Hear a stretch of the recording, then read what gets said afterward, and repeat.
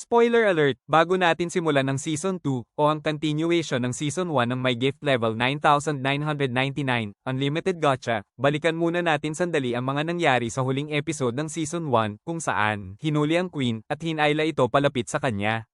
Doon niya sinilip ang alaala ng Queen upang mabunyag ang katotohanan. Mariin niyang iniutos, palalayain mo kagad ang lahat ng taong kasalukuyang inalipin sa loob ng bansang ito. Simula ngayon, hindi mo na kailanman gagawing mga alipin ang mga tao. Idinagdag pa ni Ellie na sino man ang tututol o lalaban sa utos na iyon ay magiging pagkain ng kanyang mga alaga. Nagmamadaling pumunta si May kay Light dahil may mahalaga itong impormasyon na kailangan niyang malaman. Nang tanungin ni Light kung ano iyon, agad sinabi ni May na ang Dark Elf na si Sean ay nasa matinding panganib sa kailaliman ng dungeon. Ikinagulat naman ito ni Light. Ang mga isla ng Dark Elf ay matatagpuan sa South Continent at binubuo ng halos 100 islands. Umuunlad doon ang pananaliksik sa mga larangan tulad ng magic, pharmacology, at metallurgy. Malaki ang suportang ibinibigay ng bansa sa mga nakakalikha ng natatanging resulta, at ang ilan sa mga isla ay dedicated pa para sa housing ng research facilities. May pagkakataon pa nga na binibigyan ng sariling isla ang isang researcher upang patakbuhin ang kanyang research facility. Samantala, sinabi na ni Sean na simulan na nila ang kanilang experiment at inutusan niya ang mga researcher na siguraduhing itala ang bawat detalye. May isang human na nakaupo roon, halatang takot na takot nang bigla na lang itong saksakin ni Sean. Makikita ang pagkabigla ng Dark Elf researcher na kasama niya dahil sa ginawa niya sa human.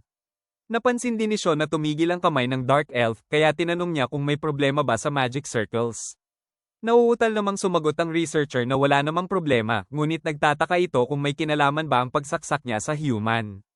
Dahil baguhan pa lamang ang researcher, ipinaliwanag ni Sean na kinakailangan itong gawin dahil ang pagpapahirap ay nagpapalakas ng emosyon tulad ng distress, despair, at anguish. Ito raw ang lubhang gumigising sa kaluluwa upang mas madali itong makuha. Kaya inutusan niya ang researcher na bilisan bago pa tuluyang mamatay ang kanilang subject. Dagdag pa ni Sean, mas lalo pa siyang natutuwa kapag naririnig niya ang mga ito na sumisigaw na parang mga alagang hayop. Sinimulan na nila ang kanilang experiment at inactivate ang magic circle. Makikita na tila ba kinukuryente ang human at napapasigaw ito sa sobrang sakit. Napansin ni Sean na masyadong mabilis ang pagtipon ng magic kaya sinabi niya sa magic team na medyo bagalan nila. Ngunit tila walang nagbago kahit binagalan na nila. Kaya naman iniutos ni Sean na itigil na ang experiment ngayon din. Ngunit sinabi ng isang researcher na wala silang magawa dahil mabilis ding inaabsorb ang magic.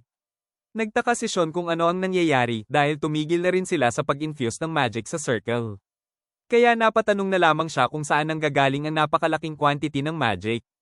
Maya-maya, nagkaroon ng tila butas ang kisame at unti-unti itong nagkaroon ng mga bitak. Biglang lumitaw ang isang napakalaking dragon na ikinagulat ng lahat. Agad ginamit ni Sean ang kanyang trump card upang mapalakas ang kanyang attack magic. Ginamit niya ang Black Plague laban sa dragon.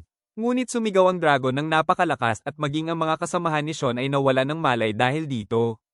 Hindi lubos maisip ni Sean na mapipigilan ang kanyang ginawa at kasabay nito ay namangha pa siya. Nagpakilala ang dragon bilang Soul Dragon, ang ultimate ruler of souls. Sinabi rin ng dragon na ang lahat ng nakarinig ng kanyang sigaw ay kinuha na niya ang mga kaluluwa nito. Ngunit dahil sa kinas ni Sean na spell kanina, nagawa nitong makaligtas. Makikita rin na unti-unting kinukuha ng dragon ang soul ng bawat nilalang sa paligid. Habang pinagmamasdan ni Sean ang nangyayari, napaisip siya dahil wala pa siyang nakikita o nababalitaan na halimaw na kayang kumain ng kaluluwa. Sigurado rin siyang hindi taga rito ang halimaw na ito. Lubusan niyang namangha si Sean sa dragon, kaya tinanong niya kung maaari ba niyang gamitin ang kapangyarihan nito upang gabayan siya sa kanyang research. Siniguro rin ni Sean na ibibigay niya sa dragon ang lahat ng kakailanganin nito. Nagtaka ang dragon dahil kahit pinatay na nito ang mga kasamahan ni Sean, hindi ito nagpapakita ng takot o galit. Maging ang mga sinasabi nito ay walang kasinungalingan, at ang tanging nasesense ng dragon ay ang matinding pagkasabik nito sa kanyang research. Kaya pumayag ang dragon sa kagustuhan niya, ngunit kapalit nito ay maraming bilang ng mga kaluluwa hanggang sa masatisfy ang dragon. Kampante si Sean na magagawa niya ito, kaya sinabi niya sa dragon na maghintay muna habang ihahanda niya ang mga ito. Tinanong naman ng dragon kung hindi ba niya pinapahalagahan ang kanyang mga kasamahan na agad sinagot ni Sean na ang research ay nangangailangan ng sakripisyo, kaya hindi iyon magiging problema. Tila natuwa ang dragon kay Sean kaya sinabi nitong bibigyan niya ito ng kapangyarihan dahil sa kanyang katatagan. Nagpakawala ang dragon ng matinding aura at sinabihan si Sean na tanggapin siya ng buo. Kasabay nito, nagliwanag ang buong paligid at umabot pa ang liwanag hanggang sa kalangitan. Nagtaka naman si Light kung paano napunta si Sean sa matinding panganib ng kamatayan. Dito ipinaliwanag ni May na si Sean ang director ng research facility at mukhang ang facility na iyon ay naging isang dungeon. Ipinaliwanag din ni May na may dalawang klase ng dungeon. Ang una ay yung mga dungeon kung saan namumugad ang mga halimaw sa ruins. Ang pangalawa naman ay ang mga dungeon na nabubuo mula sa cores. Ang unang uri ay nangyayari kapag namumugad ang mga halimaw sa mga ruins ng gusali mula sa nakaraang sibilisasyon. Sa ganitong uri, hindi nagre-regenerate ang mga halimaw at treasures. Ang ikalawang uri ang mas karaniwan sa mundong ito. Mayroon silang dungeon cores at sa hindi malamang dahilan, kahit tuluyang maubos ang mga halimaw ay nagagawa pa rin nilang mag-regenerate. Kapag hinayaan lamang, patuloy pang dumarami ang mga ito. Sinasabi rin ng ilang tao na ang dahilan kung bakit hindi nababawasan ang mga halimaw sa mundong ibabaw ay dahil nabubuo ang mga dungeon sa mga lugar tulad ng kabundukan at kailaliman ng karagatan, kung saan umaapaw ang mga halimaw mula rito. Sa napakabihirang pagkakataon, maging ang mga buildings ay nagiging isang dungeon. Ngunit kung bakit nabubuo ang mga dungeon na ito ay nananatiling palaisipan. Hindi makapaniwala si Light at naalala niya ang isang chismis na narinig niya noon habang nasa isang adventure. May kwento raw tungkol sa isang lalaki na paggising niya ay nadiskubre na lang niyang naging dungeon ang kanilang tirahan. Pero hindi niya inaasahang mangyayari ito kay Sean. Sinabi ni May na natanggap nila ang impormasyong ito mula sa isang kakamping merchant. Hindi pa rin malinaw kung paano nag-transform ang research facility. Mukhang nag-dispatch na rin ng mga investigator sa Dark Elf Islands upang sagipin ang mga survivors. Ngunit lumalabas na mataas ang difficulty level ng dungeon. Dahil dito, napagdesisyonan ng mga investigators na hindi nila kakayanin ang misyon. Bukod pa rito, dahil sa epekto ng dungeon, may posibilidad na sumabog ang mga bulkan sa ilalim ng dagat. Kaya nagpasya silang wasakin agad ang dungeon. Nag-anunsyo na rin ang Dark Elf ng quest sa bawat guild, naghahanap sila ng mga grupo ng adventurers na may matibay na record at hindi sila magtitipid sa gastos. Nagpasalamat si Light sa impormasyon at sinabi niyang kailangang sumali ang Black Motley sa quest na iyon. Hindi niya hahayaang isang dungeon monster ang sisira sa kanyang paghihiganti. Ipinalam naman ni Ellie na dahil sa mga accomplishments ng Black Motley sa Dwarven Kingdom at Elven Queendom, siguradong agad silang matatanggap kapag sumali sila sa quest. Nagpasalamat si Light kay Ellie at sinabi na kung sakaling tanggihan sila, gumawa siya ng paraan sa pamamagitan ng pag-pressure sa higher-ups ng Elven Queendom, na agad namang sinang-ayunan ni Ellie. Halatang gigil si Light kay Sean at hindi niya hahayaang makatakas ito. Kahit anong mangyari, sinabi niyang maghihiganti siya. Ang mga isla ng Dark Elf ay walang iisang pinuno. Sa halip, may 4 silang representative sa bawat region. Samantala, sa residence ng Eastern Clan representative, nag-uusap sina Gighis at Yudo. Nagbiro si Yudo kung nakakatulog pa ba si Gighis dahil halata na ang lalim ng eyebags nito. Sinabi ni Gighis na napakahirap asikasuhin ng research facility na naging dungeon. Bukod pa rito, sinamantala raw ng 3 clan leaders ang insidente upang bawasan ang kanyang kapangyarihan, kaya halos gabundok na ang kanyang trabaho. Ngunit ngayong tinanggap na ni Yudo ang gawain, mukhang mareresolba na ang problema. Nainis si Yudo nang tawagin siya sa kanyang nickname at pinatigil ito. Agad namang humingi ng paumanhin si Gighis at sinabing pagdating sa dungeon exploration, walang mas reliable kaysa kay Yudo at sa iba pang miyembro ng Blade of the Isles. Pinuri rin niya ang mga nakolektang magic items ni Yudo mula sa iba't ibang dungeon sa buong mundo. Dahil sa koleksyon nito, sigurado raw siyang kahit ang White Knights ay walang laban. Sumagot si Yudo na kahit wala siyang gamitin na magic items ay kaya niyang talunin ang White Knights dahil para sa kanya, insurance lamang ang mga ito para i-boost ang abilidad. Gigil na gigil pa niyang sinabi na tatalunin niya ang White Knights na sinang-ayunan naman ni Gighis. Ikinwento ni Gighis na ito ang tanging hiling ng kanyang mga magulang, ang matalo ang White Knights. Noong natalo ang kanilang party na Spear of the Isles laban sa White Knights, sobrang ikinagulat iyon ng Dark Elf Islands. Kilala ang Spear of the Isles sa kanilang abilidad, ngunit hindi man lang nila nagawang magasgasan ng commander ng White Knights na si Hardy. Narinig na raw ni Yudo ang kwentong ito ilang beses na. Sinabi niyang siya mismo ang papatay sa kanila, ngunit nais din niyang makalaban ng isang kalabang maibubuhos niya ang buong lakas.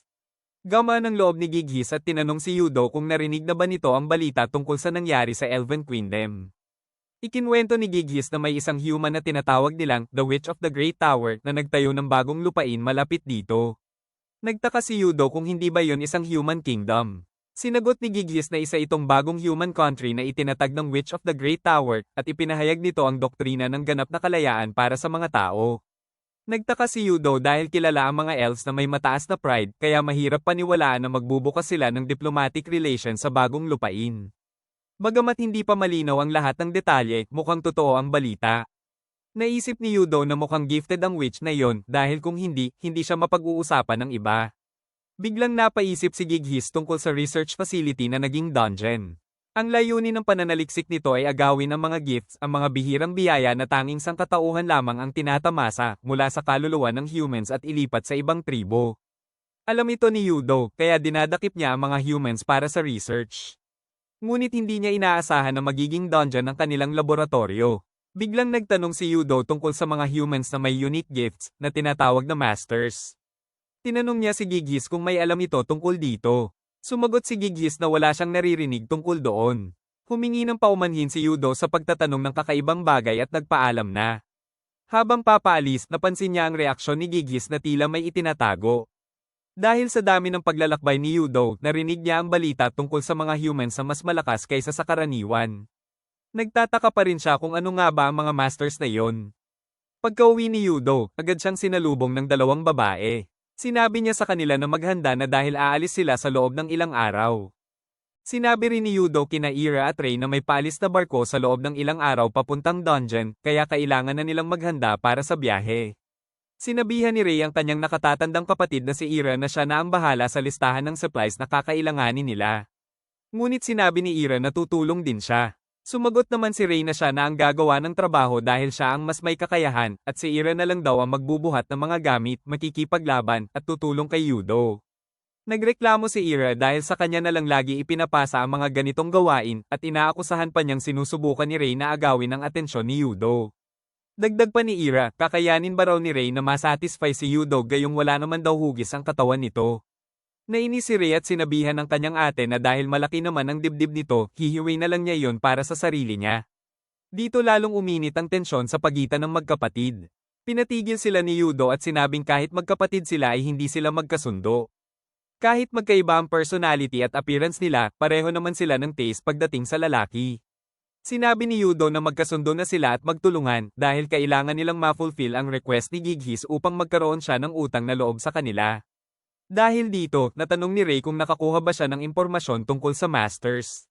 Sumagot si Yudo na wala pa, ngunit base sa reaksyon ni Gighis kanina, mukhang may alam talaga ito. Ang usap-usapan tungkol sa humans na may pambihirang lakas na tinatawag na Masters ay dati pinagdududahan pa ni Yudo. Ngunit nang makita niya ang reaksyon ni Gighis, mukhang totoo ngang umiiral ang mga ito. Nag-invest din si Yudo ng pera sa research facility ni Sean, kaya malaking kawalan kung mamamatay lang si Sean. Ayon kay Ray, bukod sa pera ay nag-supply din sila ng gifted humans para sa experiments ni Sean. Kaya hindi nila pwedeng hayaang masayang ang kanilang effort. Dagdag naman ni Ira, napakaraming hassle ang pinagdaanan nila. Rare na rare ang mga gifted humans at halos hindi sila lumalabas sa slave markets. Kaya kidnapping na lang ang naging tanging option nila. Napatawa pa si Yudo nang sabihing ang pinakamalala pa ay sinubukan ng mga humans na magtulungan para protektahan ang kanilang village. Sinabi rin ng magkapatid na kung hinayaan na lang sana nila iyon, hindi nila kailangang sirain ang buong village. Napatanong pa sila kung bakit napaka-stupid ng mga humans. Mariing sinabi ni Yudo na kung ang mga stupid humans na iyon ay naging kasing lakas ng halimaw at naging masters, magiging sobrang lakas nila higit pa sa White Knights. At para ma-achieve ang goal na iyon, kailangan nilang i-conquer ang research facility dungeon at mailigtas si Sean. Samantala, halos isang araw na ang nakalipas at natatanaw na ng party ni Light, ang Black Motley, ang mga isla ng Dark Elf kung saan naroroon ang research facility ni Sean.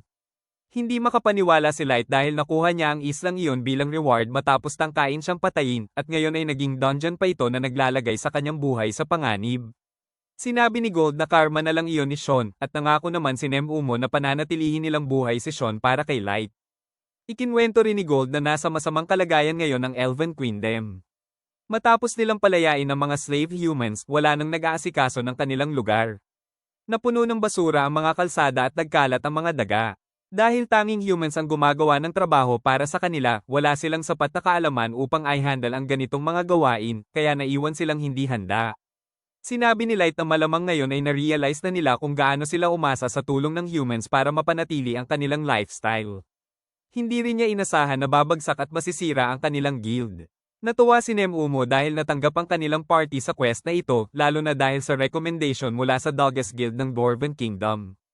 Ngunit biglang nagbago ang mood ni Nemumo dahil nababagalan siya sa takbo ng barko. Dahil ayaw din itong pinaghihintay si Light ng matagal, sinabi ni Nemumo na kakausapin niya ang kapitan para bilisan ang biyahe. Pinakalma siya ni Gold at tinanong kung first time ba niyang sumakay ng barko. Dito na naman nagsimula ang pagtatalo ng dalawa.